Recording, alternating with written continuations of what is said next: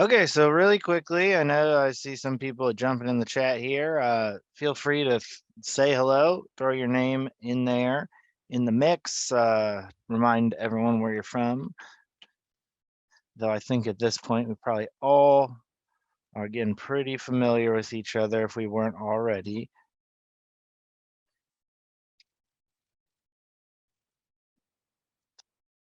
Thank you. It's good to see you, Tammy and Krista and everyone else popping on right now. Morning, Missy and Josh. We're gonna jump into an agenda today. The agenda today is uh interesting. It's a little heavier on some work and thinking and brainstorming time and a little less heavy on kind of professional learning opportunities. That's because we'll be looking towards some stuff for next year and wrapping up this year.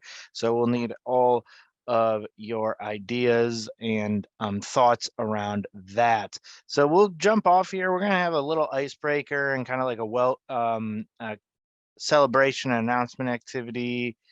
We're gonna have some partner updates from some of our network partners, and we're gonna take some time to look towards next year. I will share with you tentative dates. They have not been 100% approved by all our friends at places like ODE and so on and so forth. However, they give you a sense of what we're looking at for next year, and then also just so you have an idea of the structure of the year, it'll be pretty similar next year. We'll also look at a logic model. We redrafted our logic model. Now, I say draft in two ways. Number one, it's a draft, like really put it together just in the last couple weeks because part of this drafting process, we definitely need your input as actors in it. Doesn't make sense? Is the logical? Things like that, the right outcomes, right measurements. So we'll be looking at that together today in some small groups and hopefully having some feedback on that. Then we'll have a little break for lunch. And then the afternoon will be largely dominated by some work group time. And in those work groups, we'll be putting in submissions for voices from the field. There's kind of a template form for you all to look at while we do that. So we'll do that. And then we'll have some time at the end just to give us some announcements, say some farewells, and finish our year-end survey. So jam-packed agenda today. So we'll get moving right away just to get people comfortable with chalking and chit-chatting, sharing. And so we're going to have some brief time in breakout rooms, maybe around 8 to 10 minutes. So basically, please share in your breakout room, if you wouldn't mind, what your biggest or favorite work from home fail has been. Has your internet gone out in the middle of a big presentation? Has your camera maybe highlighted something you didn't necessarily want to be shown to your colleagues? What has happened over the last couple years and months as we've gone kind of back and forth between home and office and things like that? Think of that for a second, and and if you get through that question pretty fast, or maybe your work from home fails are so embarrassing you don't feel comfortable sharing with your colleagues, you can also just give us some updates on what you think about doing this. You're going to get into this summer. So if that sounds good to everyone, we're just going to break into some rooms of about 4 people so we can do some chit chat. Okie dokie, welcome back. Hopefully you all were able to have a good laugh or smile at some type of misfortune or unexpected event. I will not ask for people necessarily to share anything embarrassing that you were brave enough to share in small groups, but I'm wondering if anyone had any big summer plans that they wanted to share with the whole group this year. Any big exciting things going on for people?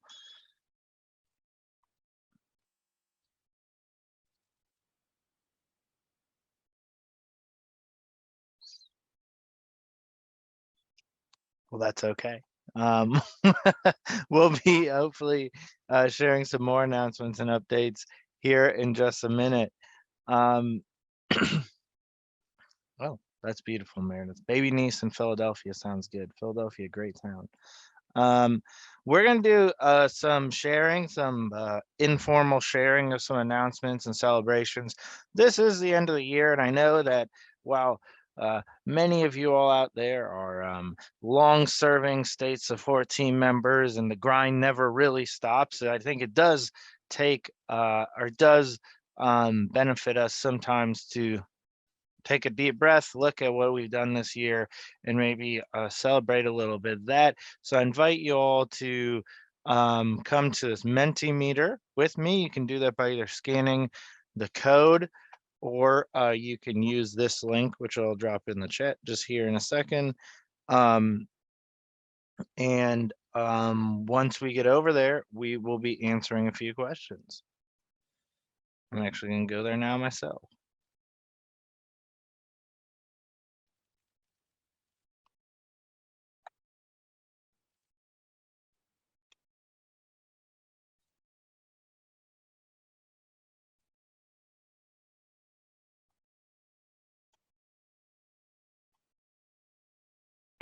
So the first thing you see there, I'm going to leave this picture up just for a second in case people are taking a moment to get their QR code scanners and stuff. But the first question you'll see is if your kind of state support team or anything going on in your region has any May or summertime announcements coming up, things that we should be aware of or help promote.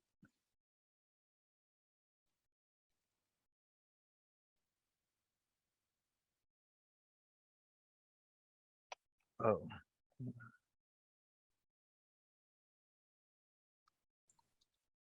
Tom, are we supposed to be seeing the Mentimeter yet, or just the QR code still? I'm pulling up the Mentimeter as we speak. Thank you.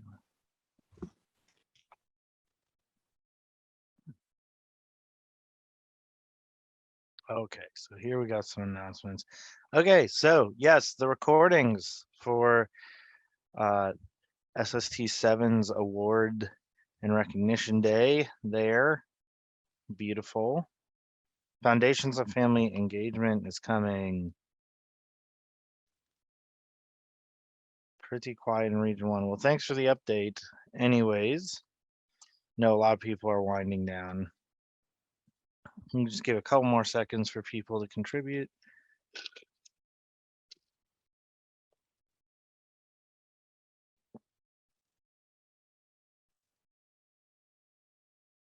Basics of the IEP. Wow, that sounds like a good one.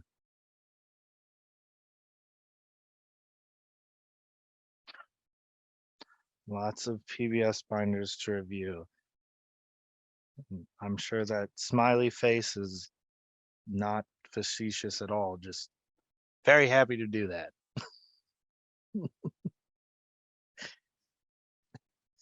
A Summer Learning Academy, who threw that in there? Does anyone want to share about what that is kind of looking like? That was me, Amy, from Region 14. And this is an annual event. We have it, of course, we're a small region, but we host it one day and have a variety of sessions for educators to attend. So we're looking forward to that. That's on June 9th. Cool. Very cool.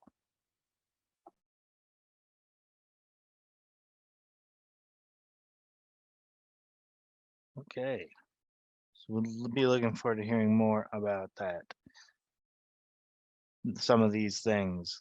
Moving forwards, would like, whether this is happening in a school district, your just region broadly, or maybe even yourself, I would like us to just reflect on something good or great that we have seen in our field recently. Feel free to shout out anybody or any organization by name, and let us know a little bit about what you've been seeing out there.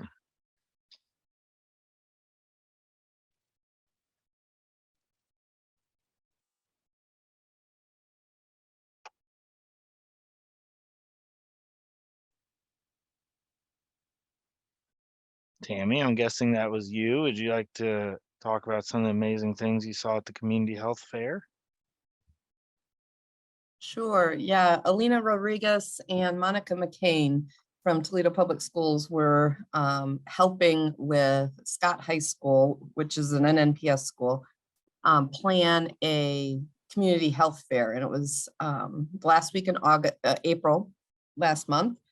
And it sounded like it was going to be amazing. Unfortunately, I did not make it down to actually attend in person, but they were really approaching it from the whole family aspect. So they had people who were advertising for jobs, so that figuring that if people don't have employment, that affects their health negatively. They had mental health representation. I think they even included a men's fitness group that meets in the mornings called F3. Just people from all over the community, all families were invited. And then the plan was to present some of those things on Facebook Live and then have videos, short videos of from the different presenters so that people could access the information later, as well as send home like packets of the information that was handed out to families who weren't able to attend. So they were really trying to look at a multi-tiered approach of how can we involve as many families as possible. So they did an amazing job, as always. Thanks for sharing. Okay, we got a couple more rolling in. I will say thank you for these starting to roll in. I will say I'm not going to move off this slide till we get a couple more. I know we're rolling light today. There's only 17 of us, but we have been out in the community and we have been seeing things. So please take a sip of that coffee and press that enter key when you're done. I appreciate though, we got perfect new team members. That's great. Always love to see that. ATP work, we've been hearing about Wellington a little bit. That's exciting.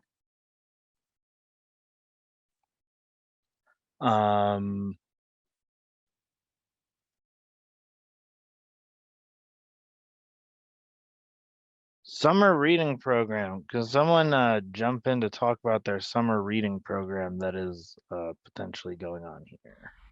That's me. So in our region, it's actually our cohort 2 NNPS district. They started their summer reading program. Their event happened last week. They had it literally on their football field, and they invited middle school, high school students. It involves the entire community. I got to meet my first in-person owl, a real live owl. I've never actually been up close to an owl before, but it involves also our library as well as other community organizations. And so they're reading the book Hoot this year and over the summer, and they have different activities that they have to engage in the community about. So this is an NNPS, again, cohort district, and super excited about that. And then I also just shared some information that last Friday we held what's called our All-In Ensuring Success for All Students Summer Academy. It's a student summit.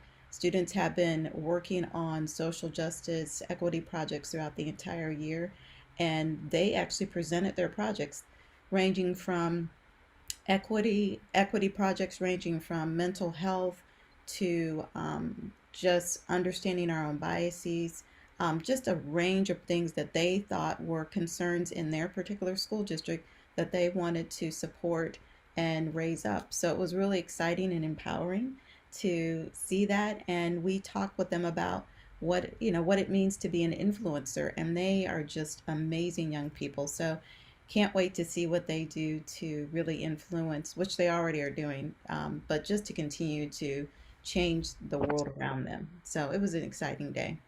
That's all. Thank you. That does sound like an exciting day. Just that I like the sense that how you said they're amazing influencers, and thinking about how we kind of just need student influencers to maybe get some sense into our school planning, school things sometimes. So very cool. Okay, one last one for us today. Please share a family engagement achievement or accomplishment from your work this year. That should say work. I apologize for that. So whether that is you know, contributing to something that got a tool that got published, or just, you know, working with a school district to get family engagement kind of into their one plan a little bit more. What are some things that you're happy about your work this year?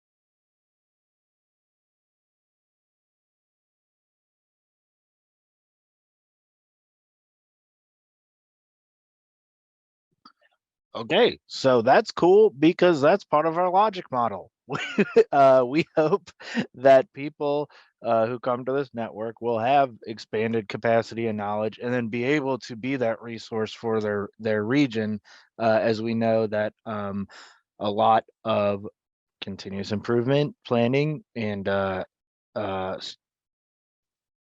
interventions go on, that if family engagement needs arise and come up, you can be comfortable sharing that with others and also in your own consulting work.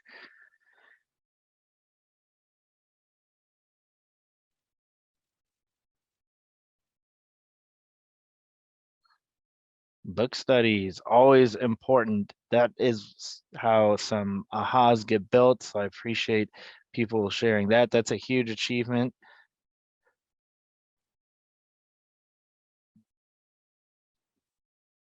This is huge. Family engagement has to be kind of in that space. So that's a big win if it's a standing agenda item in leadership team meetings.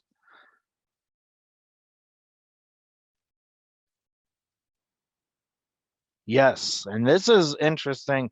So this letter stuff that we've been working on for a little bit, and then hopefully you all are working on too, is policy work almost at its core. It also is communication work, but you know, policy informs culture, communication informs culture. So helping to make those achievements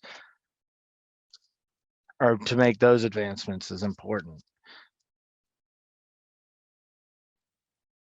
If you have an achievement or accomplishment that you want to get up here, or maybe it's easier for you to use your microphone, that is cool too.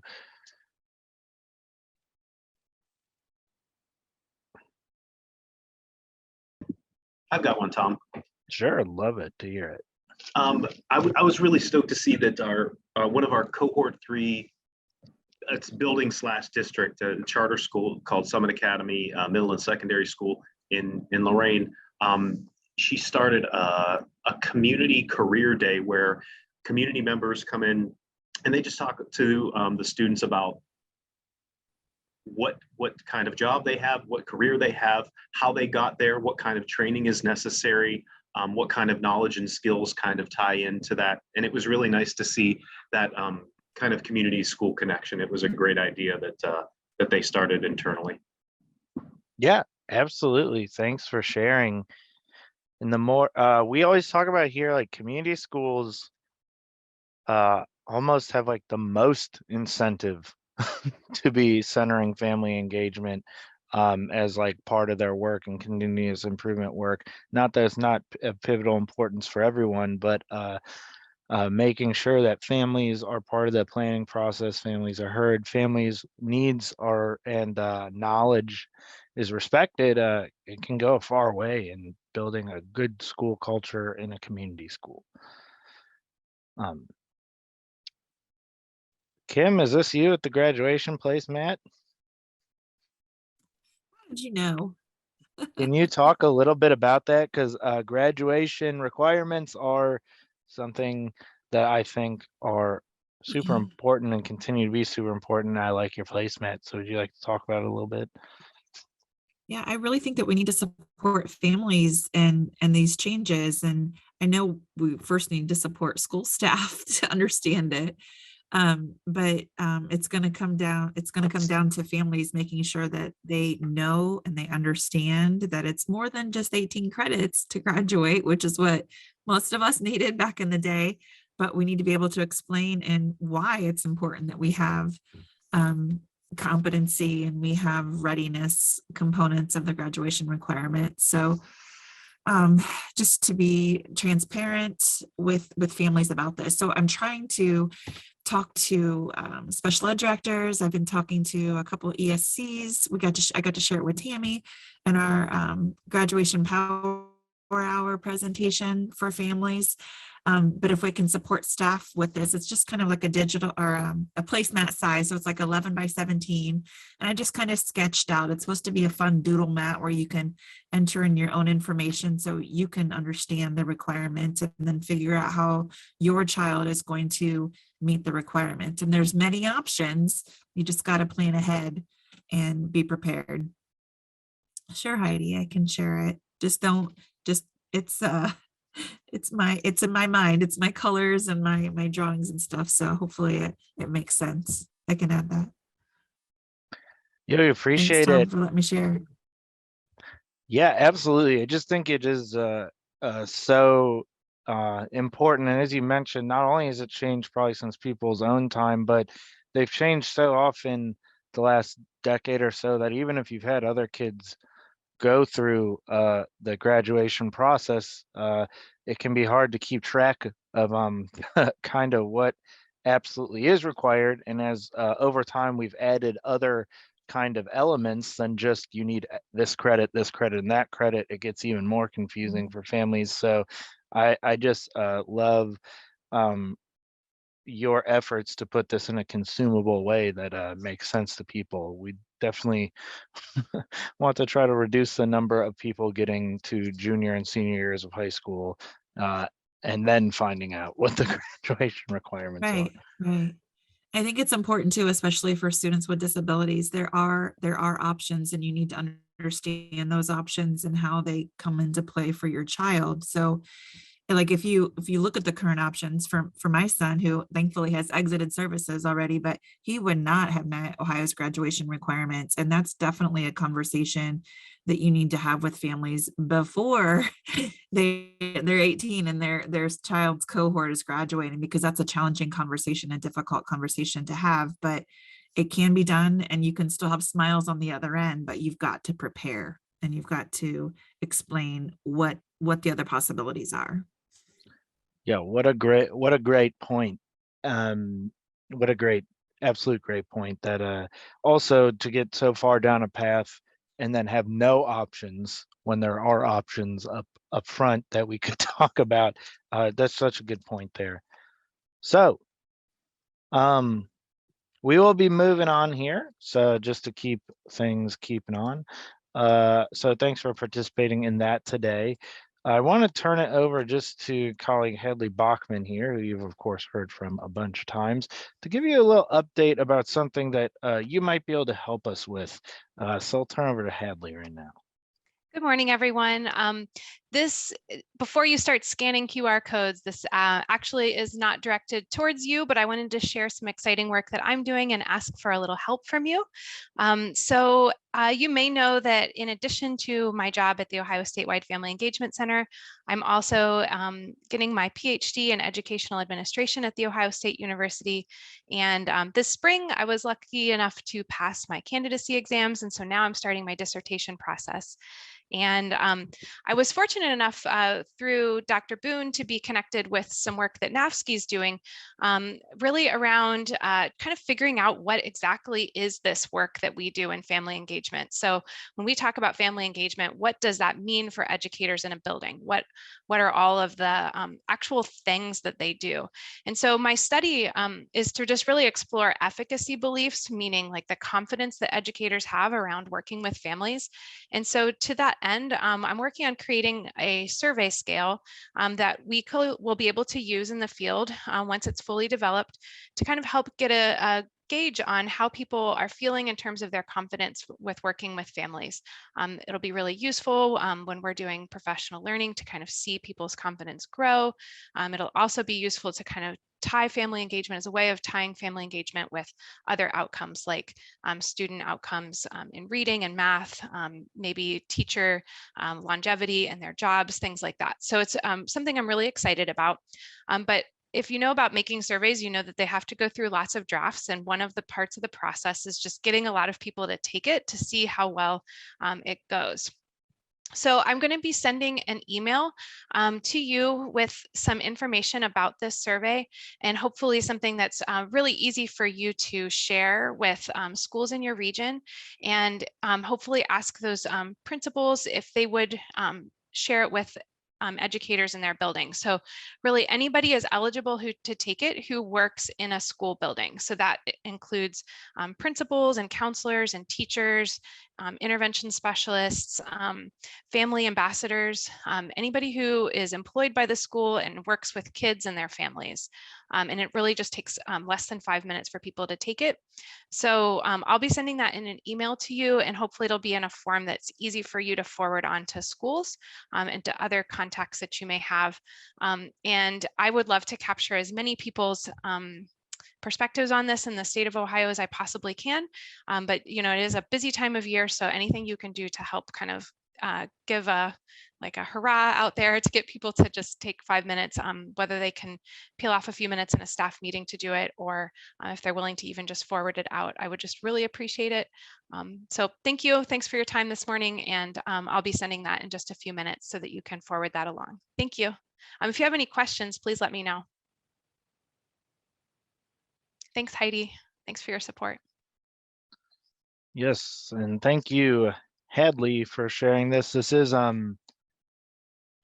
important to our work, and I think it continues to be important to our understanding of how we can, best be able to support family-facing professionals to build the partnerships that we know, kind of on average at least, work for kids and help them achieve what they want to achieve and achieve beyond what they would have otherwise. So it is important for building kind of more understanding for that. So any help that you can give is just critical. So thank you so much.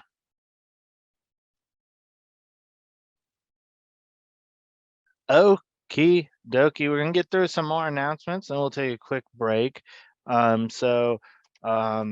I got looking around here to see who's in the room. So I actually don't think our colleague from the coalition's here today. So she pops in, maybe we can have her Larissa come up another time, or if you have any questions, I'll be sure to pass those on as well. We do have some updates around parent mentor stuff in a couple minutes, but be sure to reach out and see what's going on with the coalition and other areas. I did talk to a lovely colleague from Ocala today, Michelle, and I was wondering if Michelle would like a couple minutes to give some updates about what's going on in her neck of the woods.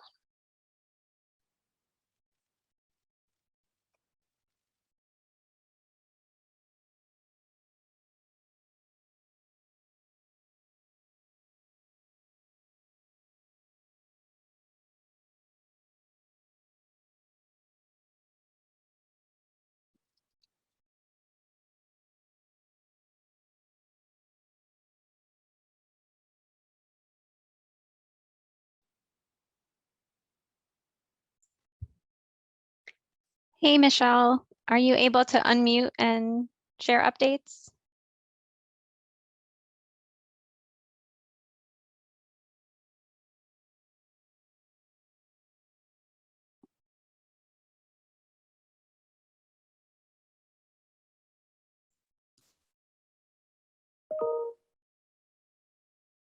Well, as her Ocali partner, Michelle has posted a lot of things in chat about that's going on.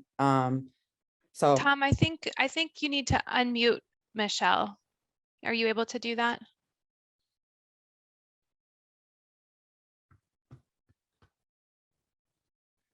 Yes, I also talked to Michelle in the chat for a second, but Gwen, if you want to go ahead, you're more than welcome. oh, I mean, she was actually kind enough to mention some of the things that are going on with my particular center at Ocali, Family and Community Outreach Center. Since we kind of have, well, I have a philosophy with the center.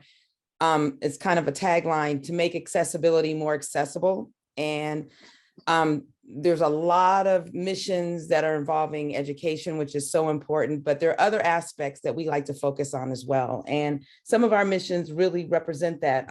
As Michelle mentioned for me earlier, we're going to have a sensory friendly day at the Ohio State Fair this year.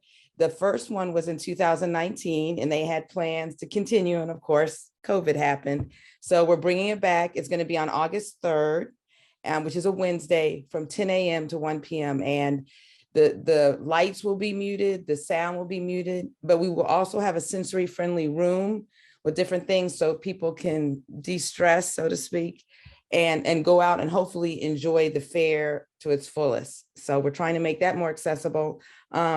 I have a webinar that's coming up on June 14th about stable accounts, and stable accounts are those investment options for individuals with disabilities that they can save their benefits. It's free. You just have to register, and we are sending out advertisements as we speak. And just go to the Ocali website and you can register. It's Tuesday, June 14th from 7 to 9 p.m. And there's something else that's very, very close to my heart that we're starting. It's something called Band Together. Like I said, our center, we really want to focus on a lot of different things about just enjoyment and enjoying your life fully. And Band Together is an autism or disability friendly open mic. And it's based on a program by the same name in Pittsburgh, which has been going on for 5 years. But it's basically just something to add to socialization for families and individuals with disabilities. So it's an open mic, and it doesn't have to be music. It tends to be music, but it's once a month. It's going to be the second Sunday of every month. And our first one is August 14th. We will be advertising that. It is absolutely free. And it's just a way for people to get together and communicate. And it's been incredibly successful in Pittsburgh. My son plays the guitar and he has autism, and doing that and going to open mics just transformed him and transformed our lives. And I think it'll be a great event. So hopefully some of you can join us. So both of those events are in August, the Ohio State Fair and Band Together, but Band Together will be monthly. So we're looking forward. Thank you so much for sharing that. Thanks so much for sharing that. And I know that, I'm sorry, I've been having a hard time following the chat while looking at a bunch of other stuff the whole time. So if you wouldn't, if you threw it in the chat already, that's cool. We can get the chat out there, but if you wouldn't mind emailing one or two of those links, if you got a chance Sure. to, we can definitely get them in the follow-up email as well. Got it. There you are, Michelle. How are you doing today? Hi, I'm doing well. Can you hear me? You're perfect. Oh, good. I'm not sure why, but every now and then I join a webinar, a Zoom, and it says the host doesn't want me to unmute myself, but I figured it out. Thanks. I'll try to be speedy. So the Outreach Center is, we have a couple of summer things going on. My next episode of Yes We Can, Journey Towards Independence is going to be airing on the 25th of May, so this month, and it's about exploring careers and transition supports. It can be really difficult for kids to be asked, what do you want to do when you grow up, when they're teenagers? And they're thinking to themselves, well, I don't know. Why are you adults asking me this question now? But it is really important, especially for students with disabilities, to do career exploration and know about the transition supports while they are in school. And those things are just more available to them. So I would encourage you guys to please share and to please register. And also there are 4 other recordings available to be viewed at any time. And some of those include guide dogs and mobility, independent living in a shared space, and assistive technology. And then hopefully this summer too, we're gonna have some journey towards independence. I call them JTI for shorts. What's it like to go to a doctor's appointment by yourself as a person with disabilities? And also recreation and leisure. Summertime is recreation and leisure time for lots of people and families. However, for people with disabilities, they may need to be told explicitly about opportunities and ways to make recreation and leisure activities adaptable and safe. And that is out there. So those are some episodes that we hope are coming up. On June 2nd, we have another professional development virtual event. All of our things are virtual nowadays. We got a great response from Unlocking the English Code, Part 1. Now we're doing Unlocking the English Code assessment for learners who are deaf, hard of hearing, or blind, visually impaired. And I do believe some credit is available upon completion for that. And then last but not least, the Outreach Center, and I believe Ocali overall as an organization, and maybe Gwen can jump in if I'm saying this wrong, but we are trying to develop kind of a personal learner user login. So you create your login account. You basically create an account when you get onto Ocali's website, and any of the professional developments you do will pop up on your account. So you can kind of personalize your own learning. So that's exciting, but that will mean for lots of webinars and modules coming up from now and to the future that you may have to create an account if you haven't already in order to access some of our virtual events. And I'll plop all of that in the chat as I usually do. Yes, I think that's what I have for now. Thanks a lot for letting me share. Yeah, thanks for sharing all that. It's very exciting stuff. I'm excited to look forward to some of those new episodes that you're talking about. And yeah, if you just get all that in the chat, we'll make sure people can get it whenever. And if you got questions from Michelle, put them in the chat too, and we'll make sure to relay those. Yep. Always here to help.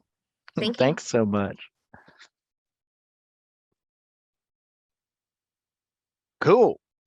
So we have I have very exciting news for you all. We have a ton of updates from the Office for Exceptional Children. I'm going to be giving the updates. I do not work for the Office of Exceptional Children. So if anything is seeming a little unclear or you have questions about anything, please either get those verbalized or get them in the chat so I can make sure that all of those get to our contacts of the Office of Exceptional Children, because I do not believe I'm going to have a great chance at answering a lot of your questions if they come up today. But they did send over a lot of information that I think is worth us talking about. Also, if any of these things kind of just strike a chord with you, you're also more than welcome to bring anything up. So first thing that I'm sure you're aware about, I think it was a week or two ago, the department published their special education indicator targets for the next 5 years. So this is obviously just an important thing to be aware of, as it will guide our work as we look towards meeting those indicators. the indicators were developed through kind of like an analysis of where we were, where we want to be. So we should be all systems go towards those targets. Yeah, so I don't know if there's much more right now than just being kind of aware of that. They had a nice little book. It's like 30 pages, not that hard to get through. So you want to check that out. Or if there's anything you notice in here worth paying attention to, I know Kim already mentioned that there were some big changes. Throw that in the chat if there was anything that you thought was interesting. Woo, parent mentor updates. This is a dense one, so sorry for that, but just wanted to give this all on here so you can access the PowerPoint right on our network page in case you wanted to relay any of this information. But they wanted to make you all aware of some programmatic changes that will begin in 2022, 2023. So they're discontinuing some of their councils. They're just not part of the scope of work and kind of have been drawing time and energy beyond what is needed for the last couple of years. So they're going to refocus. A lot of these updates are about the parent mentors are about refocusing the time and energy to the main roles of parent mentors and kind of taking them away from some like meeting type stuff that might have been doing some that might have been contributing to some role creep and things of that nature. So they're going to stop those committees. They are going to continue a community of practice with the Ohio State University, but we'll just have 3 meetings. The scope of work changes. So there's some clarification regarding attendance expectations and then a more explicit emphasis on the parent mentors' time availability to spend with families. So this is all good, right? Because parent mentors' role is to be with families, and that's kind of where they need to be. Though it does seem like we will have to be, at least in a systematic level, more intentional about when our connections to parent mentor stuff happen so that we're not drawing them away from those responsibilities. So another thing that came up is that as oversight group, OSU will handle more of the just really take a hold on all the administration parts so that parent mentors can just focus on getting better at what they're doing and doing what they're supposed to be doing. So that's pretty good. If you got any questions about that, Lindsay Havey is the contact at the Department of Education, who I think we are all fairly familiar with.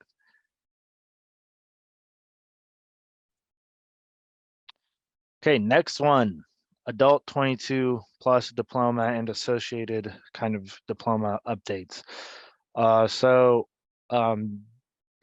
We're having a celebration about the accomplishments of adult learners who have received a high school diploma through one of the following programs. So these are big state or regional celebrations. Those are 3 types of diplomas we'll be celebrating. And they're all the week of June 20th, as you see below. Throw in the chat, are any of you all going to be at these celebrations or helping to plan these celebrations? I don't know how that is working between ODE and you all, but it looks like a fun event. So we had one for each region there, or I guess super region. If you got questions, Dean is your guy at ODE. So make sure to reach out to Dean if you have any questions. That's cool. Have any of you heard of that? This is the first time seeing it. Oh, so you guys, some people don't know about this. Oops. Well, now you do. I thought they might have reached out to you all, but that should be fun. Dean's your guy if you have questions or want to help or anything. Transition updates. This has been really fun. You know, I've been seeing some of you all in other spaces as well, and you know, kind of trying to work through this question of post-secondary transition for students with disabilities and how preparing professionals to support families through that is important.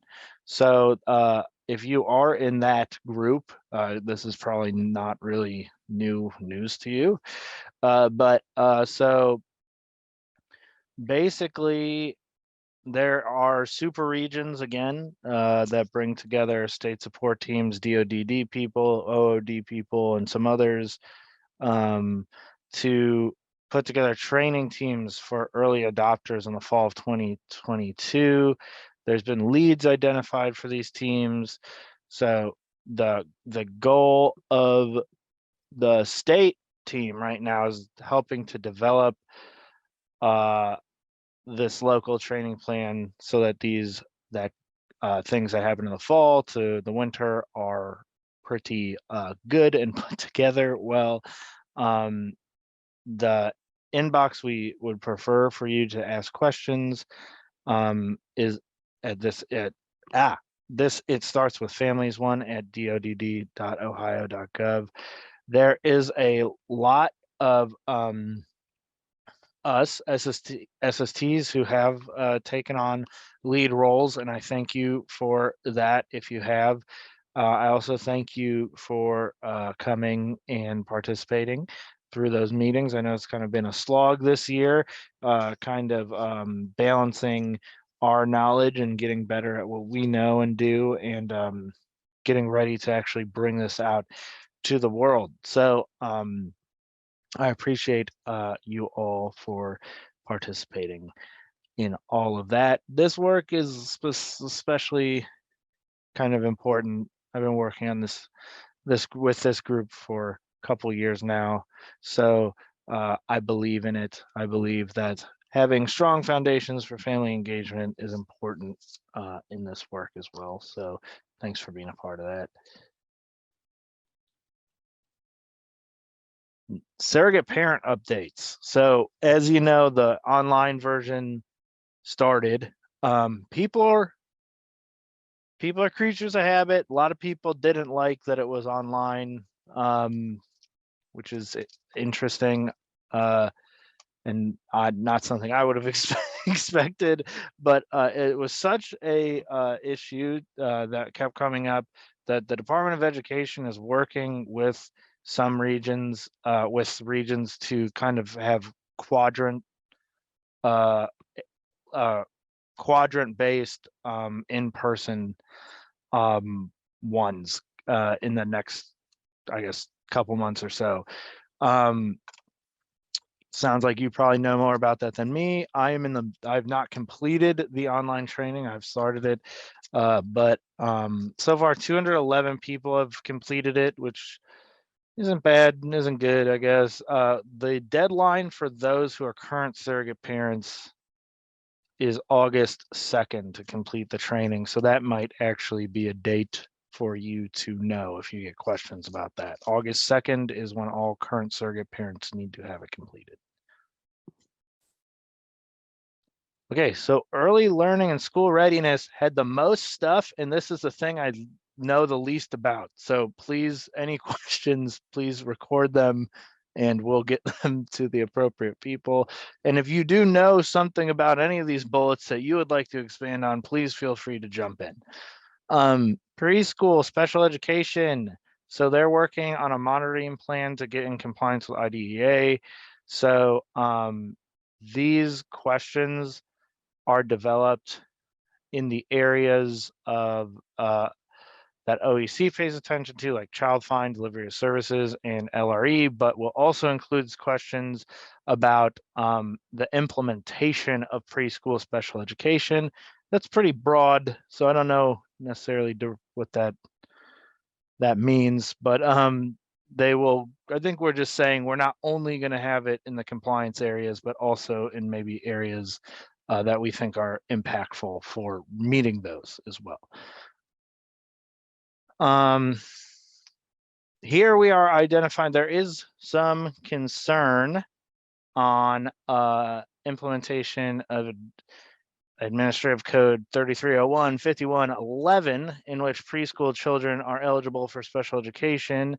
So the requirement to maintain the student ratios in an integrated preschool classroom of 50% children with disabilities and 50% people or children without disabilities, and the requirement that the integrated classroom has to be taught by a general educator seems to be the point of contention.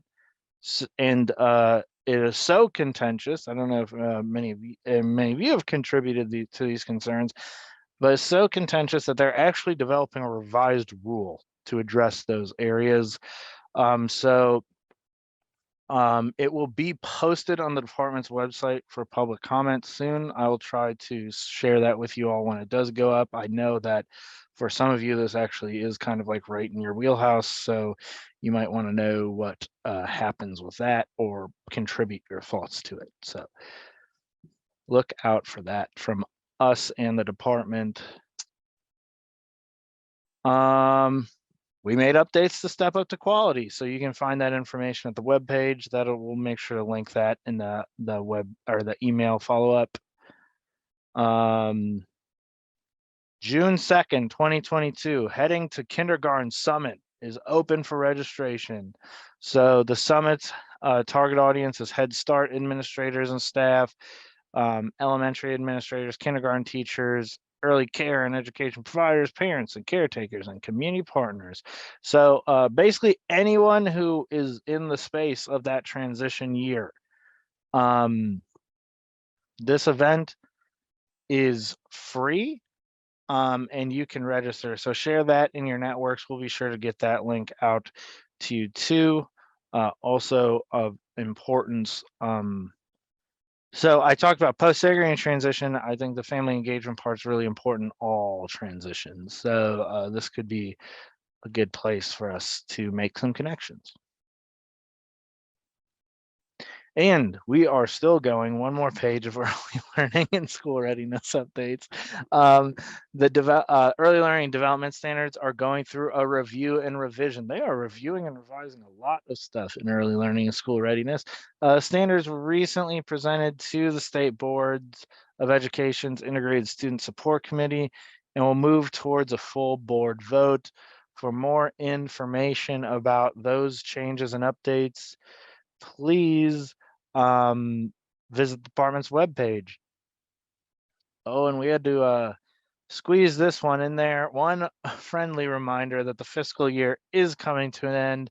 I am sure as people in state support teams, you have heard about this a lot already as we're trying to get our books ready for treasurers and stuff.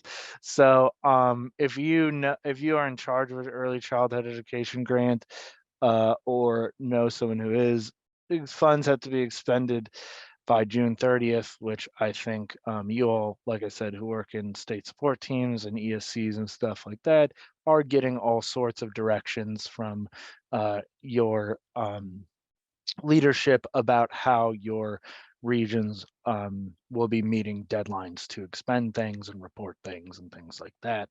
But just a good reminder. So Yep. So that is the updates. I'm sorry that you just had to listen to me read those slides for 15 minutes or however long it was. But yeah, wonder if anyone has any questions or comments about any of this stuff. I have a question. This is Kim. Sure. Or not a question, but a couple statements on surrogate parents. If you can go back to that slide. Sure. I know there's been some growing pains in the surrogate parent world with the online modules and stuff, but I just want to encourage you guys, if you have feedback and you want additional information, that Karen has been a really great contact person.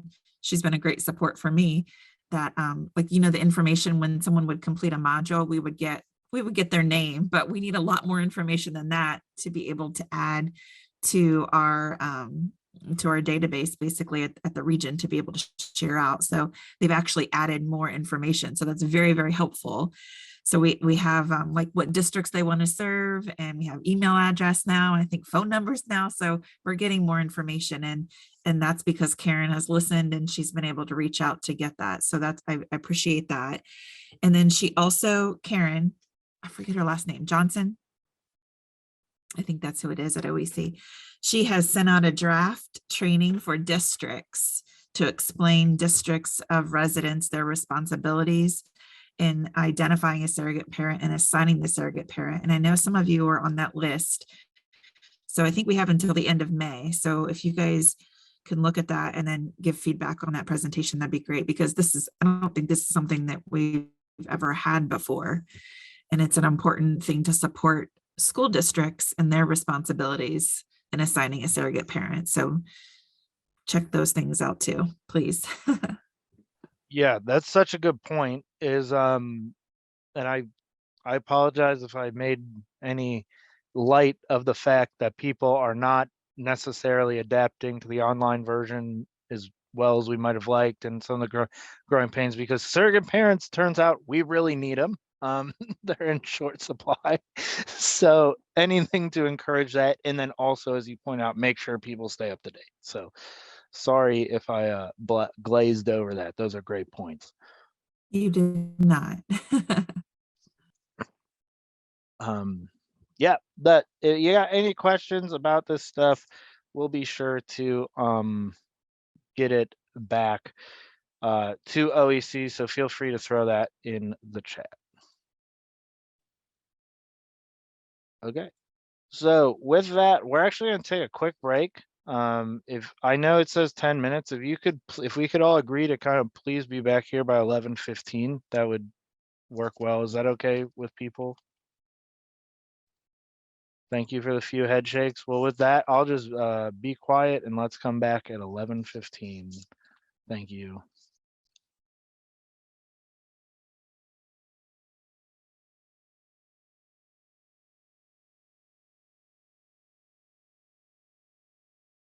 Okie dokie, let's start getting back and getting settled, because we got a couple more things to talk about before we take a little bit of a longer break for lunch.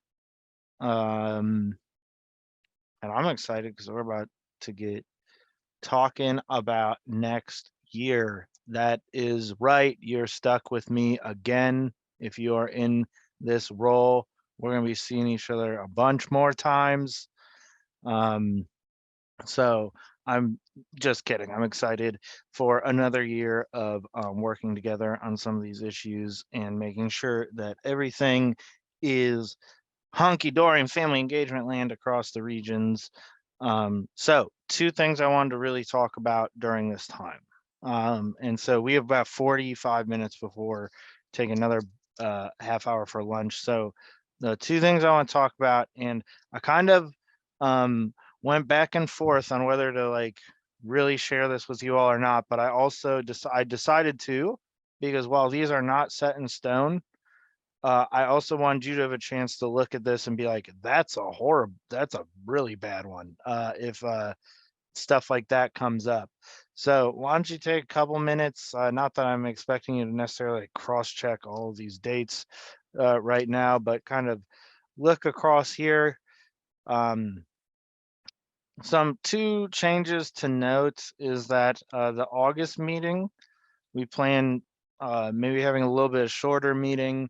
And then what we'll do then is, for new people, new consultants to the group, we'll kind of break out and have a little bit of a conversation about, the network and their role, and kind of what that would do, a little onboarding thing there. And then, while that happens, people that have been here for a while can do some more strategic planning towards next year, maybe pick new work groups that might be suitable, books we want to read, topics we want to cover, stuff like that. The only other big change actually there is more big changes, I forgot. Another big change would potentially be a proposal of an in-person meeting in Columbus later in the year. We can talk about that, whether it's feasible, when it happens. We know that this has been really a more viable option for a lot of people to, like not have to miss family time and stuff, traveling across the state, not having to like commit entire work days to the meeting, but also across some conversations with consultants and things.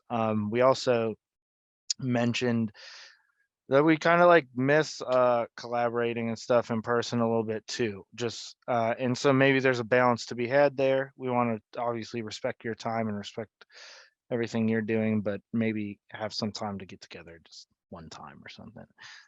We tried to do it around the SST Institute, but just the way that the day was getting scheduled, it was just not gonna be suitable for everyone. And then they made it virtual anyway, so it doesn't really matter. But the other thing I want to point out that you might notice, the hours that we meet are gonna overall, like the total number of hours are gonna be pretty similar to how often we met last year. However, you see that we still have a division of professional development topics and these longer virtual meetings. The difference would be that they're not longer or shorter than each other. They will still keep a distinct character, but something that came up in some feedback from you all is that the professional learning, sometimes we don't have a good amount of time to debrief and like make kind of connections to other things. And so then we're doing like professional learning that sometimes isn't being applied. And sometimes maybe that's because it's not meeting the realities of kind of your roles as consultants, but sometimes maybe it's because we haven't reflected into how that does fit into the roles of consultants. So we're gonna have a similar thing with professional learning, but also have an hour towards the at kind of at the end where we can do some application of that learning. At the same time, what we're gonna do is cut an hour off of the full network meetings. Okay, that's important. So that's fine. We will look into changing those meetings because if that is a true conflict, so no worries. But anyways, want to cut an hour off the longer meetings because number one, a lunch is a half hour of the time anyways. So only really losing 30 minutes of time. And then if a lot of the work groups and things meet outside those times anyways, so I think we can work within like a 3-hour time frame if we buckle down and do it. So these are our initial ideas. These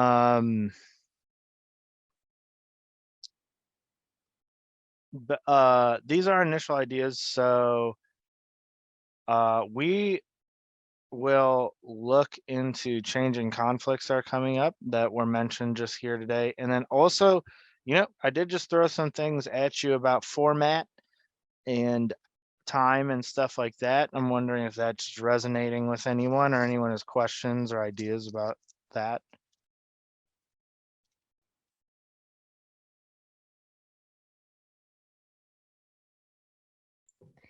Tom, I'm wondering about the in-person meeting proposed to start at 9 a.m.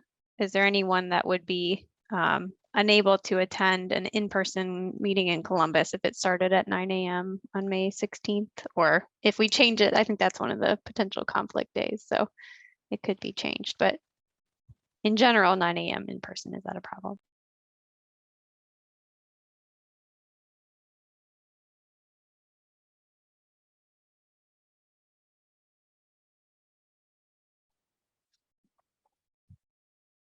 This is Tammy. For those of us who live a little farther Yeah. away, 9:30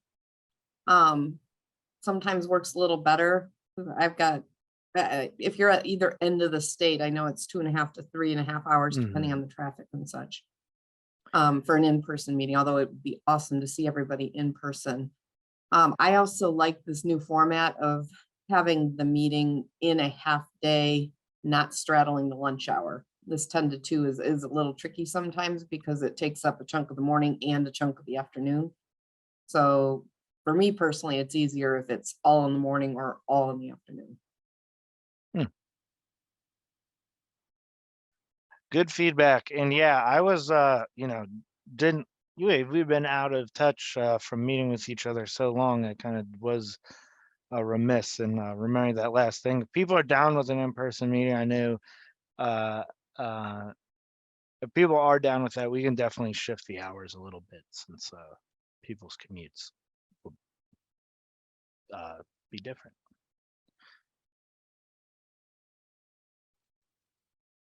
We're seeing 3 conflicts, which is cool. We'll work on addressing those with the department. Is there anything else people would like to share about this?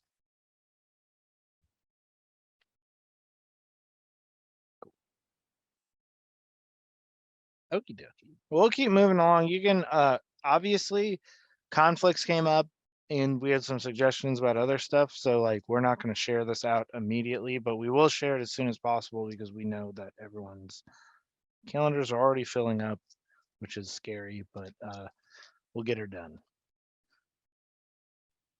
So, here's a really cool thing. We put together a new logic model. It's pretty small up there. I know that. If you go to our web page for this network, there is an image version of this that you can click and have on your computer. Also very small, but you then on your own computer can be able to zoom into parts as necessary. I wanted to give you an overview of what we were thinking before I cut you loose into some small groups to review this and talk about it. We had kind of had a similar versions of a logic model for maybe like 5-ish years now. And it was just time to update it.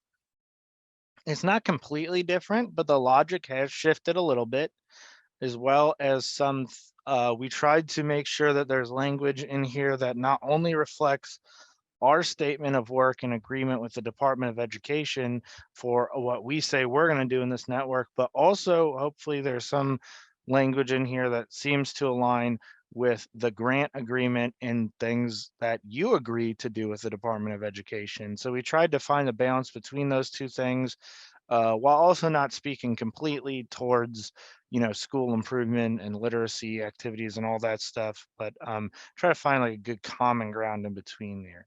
So the basic way that this logic is lining up is that we believe that in a network, we will do a certain set of activities that are defined there. We believe that as consultants, by coming to this network and participating in those activities, there will be a certain amount of output or outcome that comes with that. And you'll see there it's things like increased knowledge, increased kind of like capacity to make connections between things, increased access to tools, stuff like that. That is what you get by coming here. We then think, and this came up in the Mentimeter earlier, that by getting some of those things, you become then a resource not only to the schools that you work with and consult with as a family engagement professional, but also to your region, your SST region, because now you have access or information about things that people can tap into. All of this is towards improved outcomes for students with disabilities. So that's the general logic of this thing. Now, the words in here are free for you to kind of tear apart, say, I don't really see me doing that. I don't really think that this makes sense. This is too much. This is too little, stuff like that. But that is a general logic of the thing. We also have some evidence at the bottom where we would be able to know if these things were happening. And if we were being really good evaluators, we would be evaluating ourselves along these lines as well. So before I move to kind of give you some time to look at this and talk about it with other people, I want to pause and say, first of all, some of the boxes don't line up. I'm sorry, it's very small. No, I'm just kidding. We will be continuing to refine this. So if there are things that you don't like about, how it looks or how it's lined up, that's in play too. But I want to stop here and say, does anybody have questions about this? Is everyone kind of familiar with this type of a theory of action?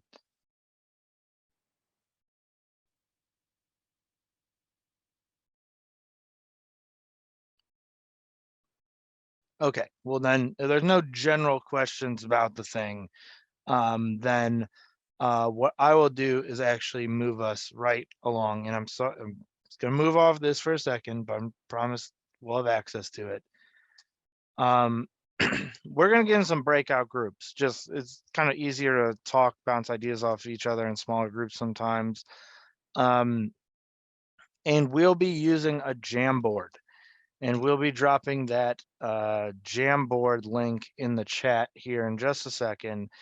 And on that Jamboard, there's basically 4 slides. I can actually just go, I guess I could just show you the Jamboard. There's 4 slides and there's a question on each slide of the Jamboard. And what I would like you to do is kind of, if you can do this, have the image of the logic model open, have this open, and maybe go through the questions as a team.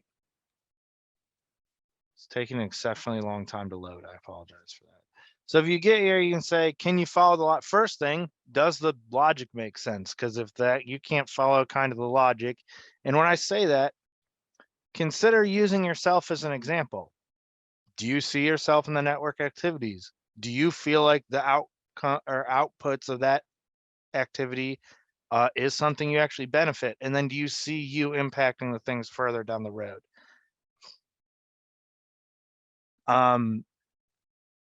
So that's the first thing. Then there's going to be some stuff about language. So these will be specific questions. To do that, just jump in here, use some sticky notes and stuff, write whatever you want.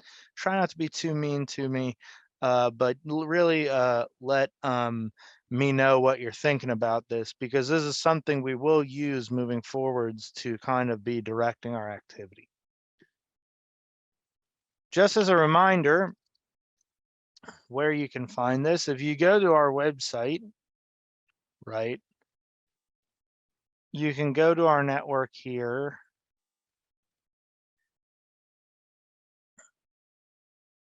Yeah, write an email to Ohio State. This is going super slow. They should fix that. You gotta log into here. And I want to just let you know, if you go down to our meeting records right here, there is a draft logic model for you to open on your own. And if you download this, or even if just opening your browser, you will be able to zoom into specific areas to make it easier to see.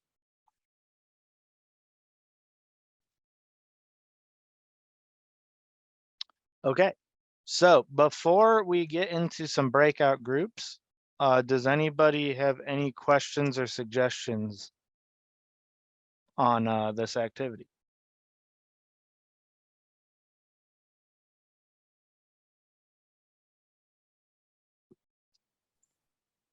People are literally leaving me right now. That's, oh, I'm sad. Okay, well, we're gonna get some breakout groups then to talk about this. I'll be bopping around to just make sure. I know Meredith and Hadley will be popping around a little bit as well to stimulate some discussion and answer any questions you have. So let me set that up now.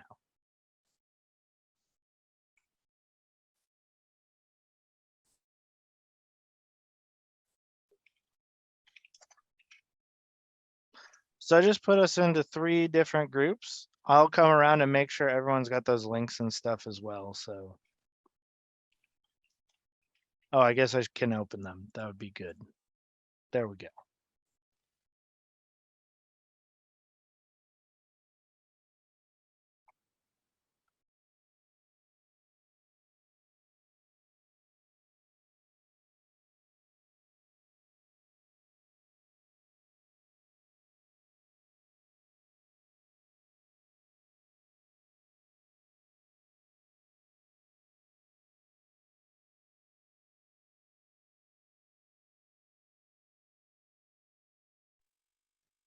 Hey, Tom, Hey, it's Terry.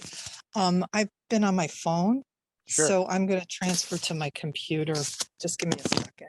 Oh yeah, take your time. And then I can't stay much in the afternoon because we're doing interviewing. So, Oh, I totally understand. but I like, I did try to make a comment when I stopped at the light to, I liked all the information you were given from OEC because we hadn't gotten much of that. Good. I'm glad it was helpful. So we'll keep. Yeah, and that I up. did. What was the people saying about the dates? What didn't work well? There's just 3 dates that already had conflicts that people found. Ah, Tom, okay. can you make it so that everybody can screen share? Okay. Thank you. Oops. don't want to leave. How do I do that? If you go down to share screen, there should be Advanced sharing options. probably, yeah. Okay, gotcha. This should be good. Okay, I'll go check it out. Thank you.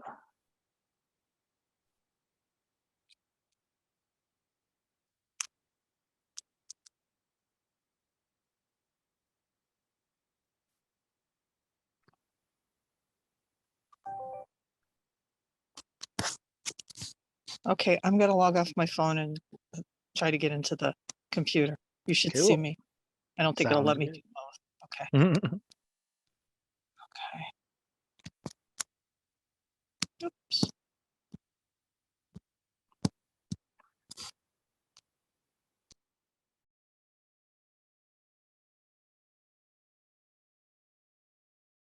Hey, Tom.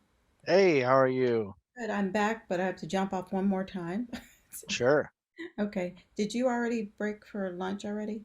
We're coming back from breakout rooms and then we'll be breaking for lunch. So we'll be How, breaking just a minute. okay. How long will that lunch be? Until 12:30. Okay, that works out. Okay. Thank you. Thank you.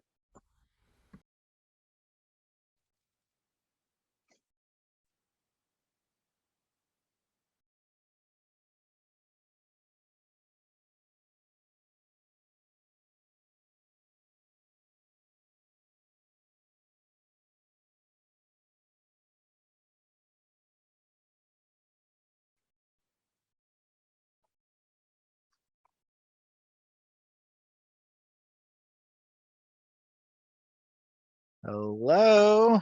Thank you and welcome back. I'm seeing a lot of thoughtful um uh thoughtful responses. The one good thing I see is that the logic basically makes sense, so I can work with that. If we get the big picture in place, I can fix all the other stuff. So that's cool, and I appreciate everyone kind of working through it with me. I want to just maybe pause here just for a second and offer time and space for anyone to share any big issues that they wanted to bring up. I know like something our group brought up that I am going to kind of work to represent in here, that, you know, like I said, my source material was our agreement with the Department of Education and your regional agreements with the Department of Education. So there are some things kind of that we do that maybe aren't fully captured in there. And one thing that came up in our group that was really interesting is that we thought the only way to actually get to the local impacts was if it clearly was stated in the regional impacts that this was like more than just the family and community engagement consultants' responsibility. If only the people in this network are the ones going out and making these connections for the school districts they're working with, then that means there's a bunch of other schools and districts that maybe aren't having the same level of conversation. So how do we help make sure that all the consultants kind of not only have access to stuff, but, you know, have a good starting point for those conversations? Anything else come up in your groups that's kind of maybe outside of what we were talking about?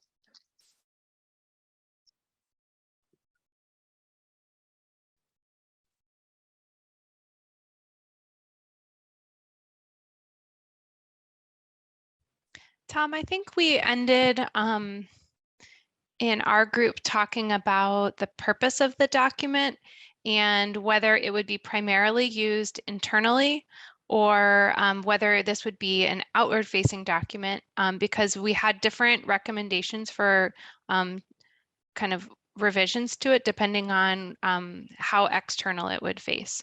So I included some questions about that in the Jamboard, but that's something maybe for our team to think and talk about, like how we will be using it. There were some people that said that being able to share this with their SST directors would be really helpful. But then we may want to think about it being more of an external document, so something that people who aren't maybe as familiar with all the acronyms might be able to understand. Sure. And that's an interesting question that's related to logic models broadly. Logic models are largely institutional documents. That being said, for full transparency and into how good or bad ideas are and how good or bad organizations are executing those ideas, they are generally available either upon request or posted somewhere. Some of those things about style and stuff relative to other kind of documents maybe don't always hold true to logic models, as they fit a lot of stuff in a small space. So we'll consider some of that. One way to do that is if you are sharing a logic model with an external stakeholders, to have a narrative that goes with it. I don't know if that's something we're interested in doing, but I appreciate those considerations and appreciate you putting it in the Jamboard, because that's where I will be going to use it. Yeah, generally they are just, it is a theory of change. So that is how they work and how we'll use it. And that's why things like that was brought up by Missy about, regional capacity, and the reality of that is important. If we can't reach the end of the chart internally, then that's a problem. Other thoughts that came up, just anything else, or any last words before lunch from the morning?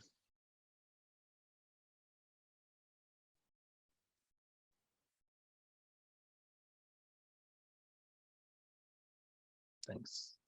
Yeah. Okay, well, I'm not going to stand between people and lunch. Meet me back here at 12:30. We have some stuff to do then. I hope that you all can make it back for them. We're going to do some breakout into work groups if you're parts of those. So I look forward to seeing you then. If you need anything in the meantime, feel free to email me and I'll be sure to check that during this lunchtime. So thank you. Okie dokie. Welcome back, friends and fans. We're gonna keep on going today. Oh, I'm going the complete wrong direction, so excuse me for that.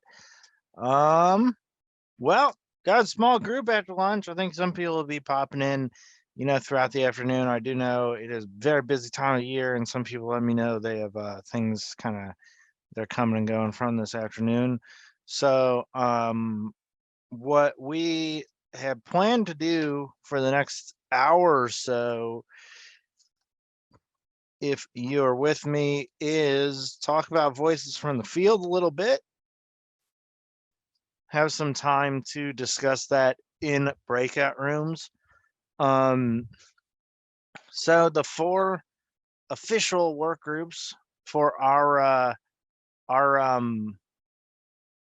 session this year were PBIS, Early Literacy, Coordination Alignment, Book Study Work Group.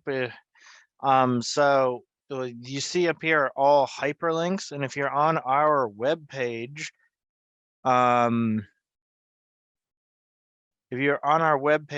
that we got the logic model and stuff on from this morning, they're also linked there.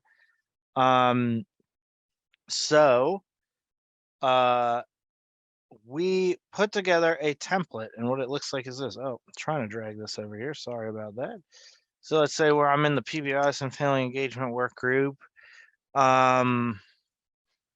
We just click on here, and there's just a few prompts. This looks like a bunch of questions. Some of them are like very straightforward.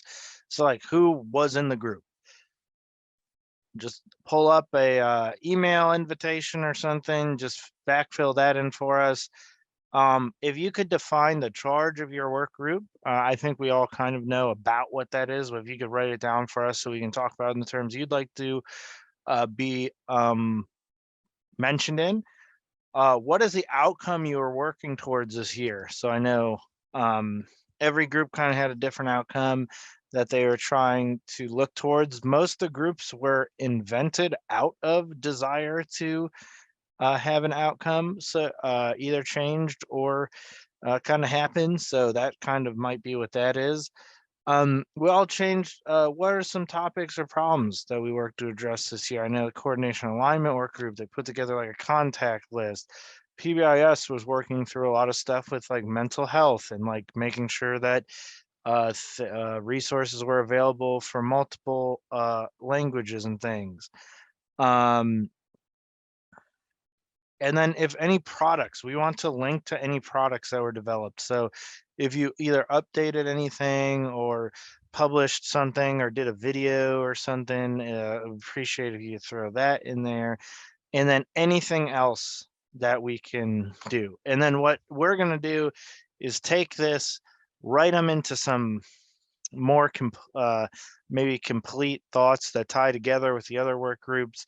And then we will be hopefully publishing this up on our website soon. So the basic gist of that was that you all would in your work groups be able to fill those out. We have an hour set aside. We ask that you write for a general audience. If you complete your submission with time to spare, that's cool. I know everyone's busy. I've been seeing people, you know, you having to step away for phone calls and pop into other meetings and stuff all morning. So I don't want to disrespect your time or anything. So if you do finish before 1:30, you can step away. Please just come back at 1:30. We would like to wrap up together. And the only other consideration I would have here is that if there's a question and like you answer the question, but you want us to know about something else, you can feel free to go beyond the scope. Just please make sure that you try to get us that basic information so we can write something that looks nice. So what I'm going to take a second to do now is first of all, ask if there's any questions. And then I need just 1 second to put together the breakout rooms based on work groups. So I'm going to do that really quick. But definitely let me know if anyone has any questions. Hey, Tom, it's Josh. Hey. I don't know if I was ever officially a part of a work group. I wanted to join the family, our PBIS and family engagement one. And I don't know if any of the other folks are here. And I would feel super weird being like, can I join your group? And by the way, I made up everything that we are going to be doing type of situation. Josh, you're Yeah. welcome to join the PBIS work group. We can hang. Okay, in there. cool. Awesome. Yeah, and if there is any weird stuff like that, you know, feel free to hang in the lobby for a second too, and we could get make sure people going in the right direction and stuff. But if there's not any bigger questions for that, or however, please just opt into your work group at this time, and you can open those links and stuff. Again, if you don't have a work group, of course, they're voluntary and don't feel comfortable going in one, please just make yourself available at 1:30 for us, and we'll be back here.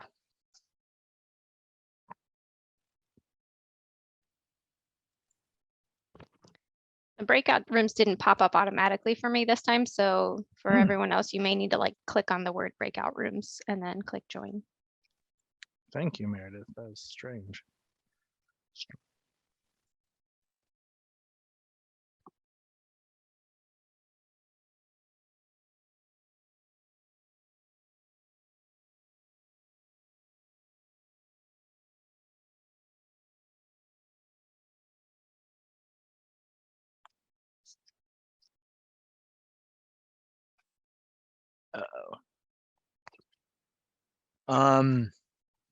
Hadley, we have two people. Yes. Can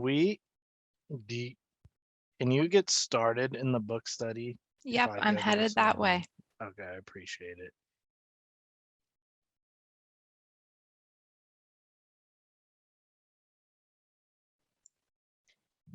Hey, Tom, a few people are kind of around, but are taking breaks or doing other work or finally eating their lunches. And then a couple people were stepping away from their computers to get something done, but then we're coming back at 1:30. Okay, that's totally cool and also super helpful that I was on mute that whole time. So Oh, didn't invalidate anything I was saying. So what we'll do here is keep on keeping on. We got small groups, so we'll probably wrap up a couple minutes early here, but I do want to wait just to see if any other people pop up because we would like to have a little photo opportunity like we do at the end, but we'll see if a couple more people pop up before we check out. Did want to take a minute to say thank you to you all for another good year and just like another year of evolving the practice and really seeing so much more family engagement discussion into things that schools and districts have to do in a really effective way. I think Kim and I were just talking about some issues that we've seen like in school and district policy and how we can work to ensure that family voice and families and how we think about families are included in policies. And we continue to work in our coordination alignment work group to consider things like the one plan and the one needs assessment and how school districts have to work on those things and how we can be prepared to talk about family engagement and talk about the importance of family, school, and community partnerships in those spaces to advance thinking. And I thank you for coming to these meetings, for being open to learning new things and being open to bring those things into your work. We know that you're all really busy. We know that like really no one here is just a family engagement consultant or anything. So I appreciate all of you for doing that.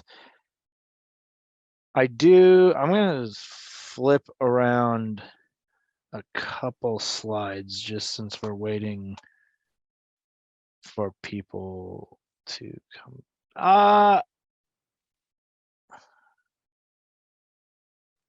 Sorry, I'm thinking about how to do this. We only have a couple things left, and if people are gonna pop back in at 1:30, do you guys mind taking just like a 5-minute break? Because I can Love blast a through. 5-minute break. Cool. Sounds perfect. I can blast through the rest of me. We'll still get out of here early and everything, Okay. but let's take 5 minutes to 1:30. Sounds good. Yeah. Sorry. Thank you.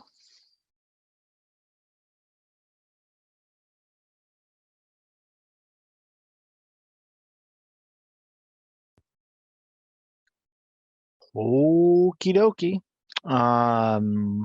1:30. So I want to honor kind of what we said for the people that are in here and been working hard this afternoon. I really appreciate. I'm sure actually everyone that's not here is also working hard, and that's why they haven't been able to pop in this afternoon. But appreciate you all for being here. We're gonna wrap up over the next couple minutes. One announcement I wanted to leave you all with is that our summit is registering now. The Ohio Family Engagement Leadership Summit's back for its third iteration. It's on September 16th. Tried to keep the 17th for a third year in a row, but I figured you all were busy on Saturday, so we had to move it to the 16th. We are looking for family engagement strategies that break through. Hopefully some of this beautiful sunshine can break through those clouds, whatever those clouds may be. There's two things I want to point out to your attention. Of course, we want you all to register and share the registration link. We're really trying to expand our number of registrants again. Last year we had well over 1,000, so we're looking to do well over whatever well over 1,000 was. And then also something for you all to consider is if you have an idea for a presentation that you'd like to give or that you'd like to partner with either another consultant or a school that you're working with to give, we are looking for kind of more practitioner centric or focused presentations, things that people can do and learn from kind of in real time. And so we have a link for that too. this is not an open call for presenters. We're kind of asking around our friends, people that we could think could do a really good job for some of the types of constituents that come to visit this. So we're extending this to you and hope that some of you will consider presenting, as you are all very big powerhouses in the field. So that would be helpful if you're interested in that. We also can have conversation about the type of presentation that you would like to give if you're interested, because we actually have two different styles that we'll be supporting this year. We'll have 1 hour normal kind of like concurrent sessions with some interactivity, just similar things if you presented last year, kind of similar experience to that. But we'll also have slots reserved for 2-hour workshops if there's something applied that you think would be really good, that people could kind of come, learn a little bit, work through something, and leave with a artifact or leave with a plan. There's space for that too. So please let those wheels start turning in your brain, and feel free to submit an idea if you'd like.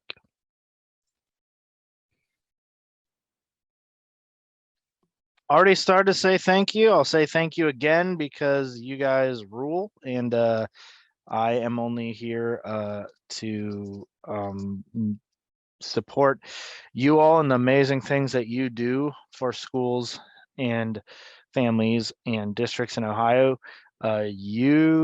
I kind of landed in a strange school improvement space when I moved to Ohio, started working for the Department of Education. So I immediately started meeting and learning about the work of state support teams, and you are in one of the most important and difficult spaces in our educational cascade in the state. So I can't speak highly enough about the things that you do and the influence that you really can have. And so the fact that you spend some of your important time with us is really important.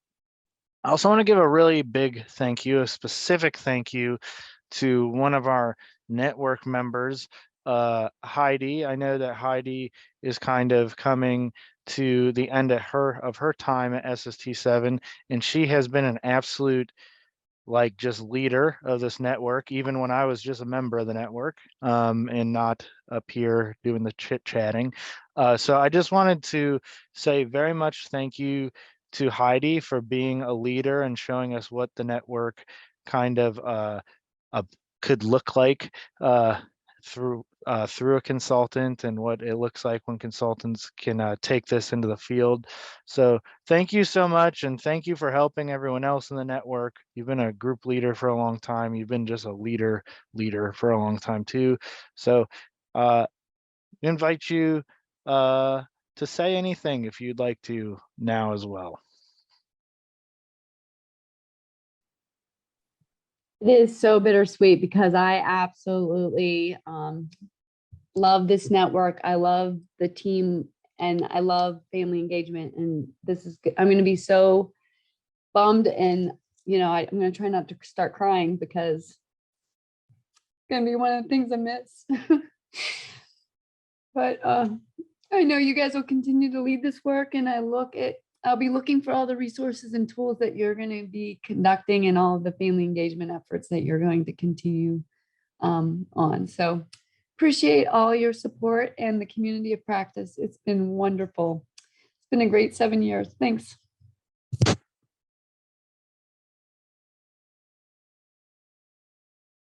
Thank you so much. And again, and we'll miss you. You're always welcome. We'll keep you in the, I feel that, especially in Ohio, you might be moving on to other things, but we're not gonna lose you in our Rolodex. We'll be in touch. And but we do just thank you again for showing us how this network can be and how it can work. So very cool.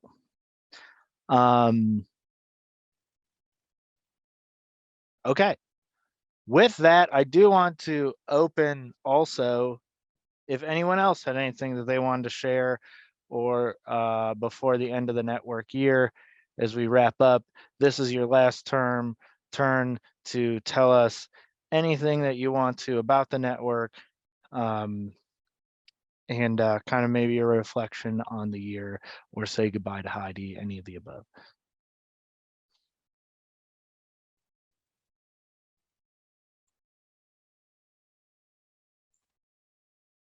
Just a shout out to Tom and Hadley and the regional teams that have really done a great job of integrating racial equity and inclusion this year into this work group and into the work of the regions. I think that's been such a beautiful addition, and I hope that work continues and expands and just kind of breathes new life into all of our resources and helps them improve. I think we can continue to explore new ways to kind of imagine and create in that area.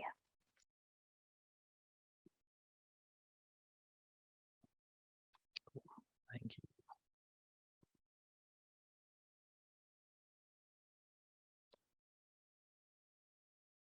Okie dokie. Well, appreciate that. If those of you who are here are down to take a picture, that would be helpful for us. I know it's a small group, but it would be cool. So if you could just help us out one more time.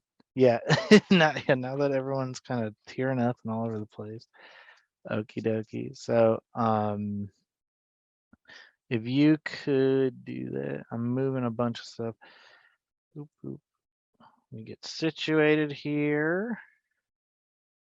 And I'll tell you in just a second when I'm ready.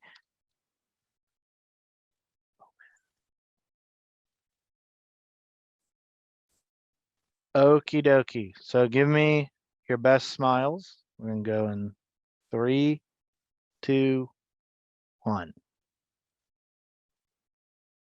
Okay, there's one.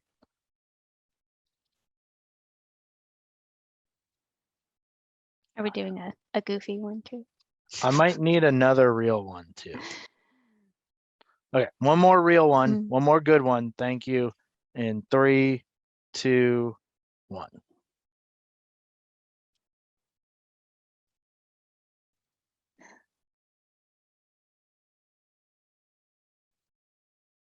Okay, there we go. I look crazy in that picture. That's awesome.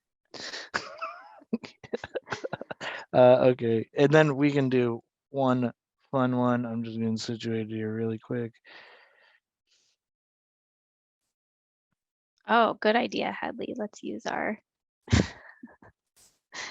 video filters. Yes, anyone can get situated however they want. I'll give people to think about how silly they want to be here. Nice. We do have some funny ones. This is fun. Tom, you should add a beard. Oh, wait. Yes. You're good on that front. I don't know. Okay. Okay, we'll do a crazy one in 3, 2, and 1.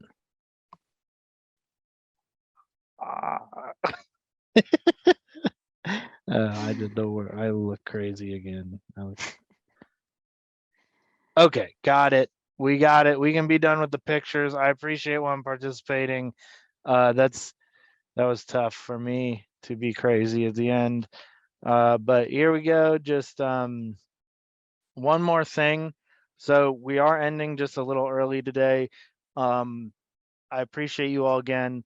If you wouldn't mind, if you have a couple minutes right now, using this time to take our end of year survey. It does inform the group, and we also report all of this information back to the Department of Education, as that's kind of our funder for the project and who we're accountable to. So it's important that for us that you all have your voices heard in this process. So please, if you can, take that survey now. The link will also come out in the email at the end, but I will stop talking to let you do that right after I just say one more time, thank you so much for this school year. It's a really busy time. Thanks for stopping in today. And you are a really big joy in my life and a source for inspiration. So thank you all for stopping by, and we'll stick around. So have a great May, have a great end of school year, and enjoy the sunshine.